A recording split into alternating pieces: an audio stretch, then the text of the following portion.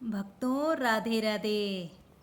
मथुरा की एक कैद में माता देवकी के गर्भ से जन्मे कृष्ण ने अपने आचरण से मानव जाति के सामने कई ऐसे उदाहरण रखे जो जीने की राह दिखाते हैं। ऐसा ही एक उदाहरण है उनके रणछोड़ बनने का। जी हाँ, भगवान श्री कृष्ण का एक नाम रणछोड़ है। उनके रणछोड़ बनने के पीछे एक कहानी है। वो रणछोड़ कैसे बने, आज मैं उनके रणछोड़ बनने की कहानी को आपके सामने प्रस्तुत करती हूँ। तो चलिए दोस्तों, आज हम भगवान श्री कृष्ण के रणछोड़ बनने की इस कहानी को पूरे भाव के साथ सुनते हैं। भगवान श्री कृष्ण का जन्म कंस का वध कर समस्त पृथ्वी लोक को उसके अत्याचारों से मुक्त कराने हेतु हुआ था। किशोरावस्था में ही वह गोकुल से मथुरा आ गई तथा दुष्ट कंस का वध किया। कंस की मृत्यु से दुखी उसके ससुर जरासंध ने एक विशाल सेना लेकर मथुरा पर आक्रमण कर दिया। इस आक्रमण में उसके साथ शिशुपाल और काल्यवन जैसे शक्तिशाली राजा भी शामिल थे। जल्द ही सेना मथुरा जा पहुंची और मथुरा की राजसभा में कृष्ण तथा बलराम को सेना को सौंपने का संदेश भेजा गया। इस युद्ध को टालने तथा मथुरा के निर्दोष नागरिकों को बचाने के लिए कृष्ण ने रातों रात वहां से सैकड़ों किलोमीटर दूर समुद्र में एक नई नगरी द्वारिका का निर्माण करवाया। अपनी माया से उन्होंने समस्त नागरिकों को, उनके पशुओं तथा संपत्ति को नींद में ही नई नगरी में पहुंचा दिया।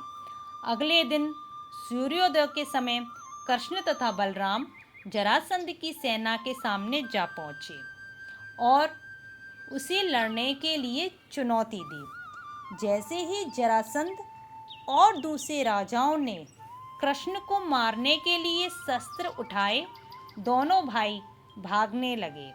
उन भाइयों के पीछे जरासंध तथा काल्यवन जैसे राजा भी भागने लगे। कुछ ही देर में दोनों भाई बहुत आगे निकल गए और उनके पीछे केवल मात्र काल्यवन रह गया।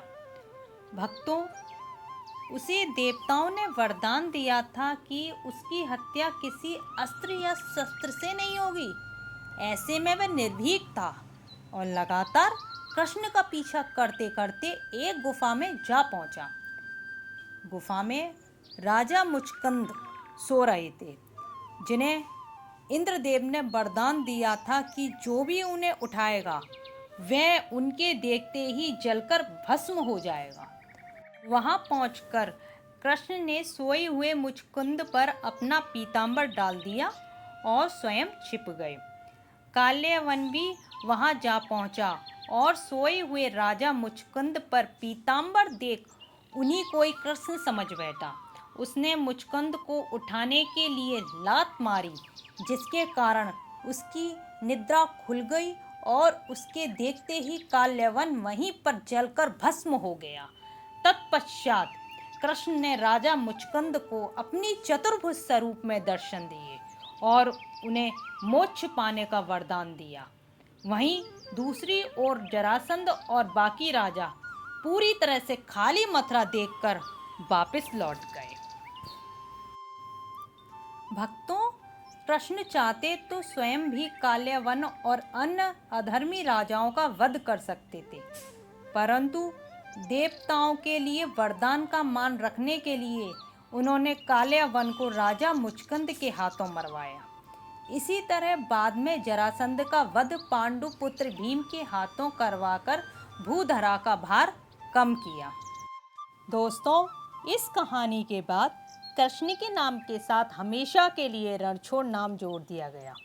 कृष्ण की इस कहानी से सीख मिलती है कि अनावश्यक ताकत का प्रदर्शन नहीं कर बुद्धि बल से काम लेना चाहिए।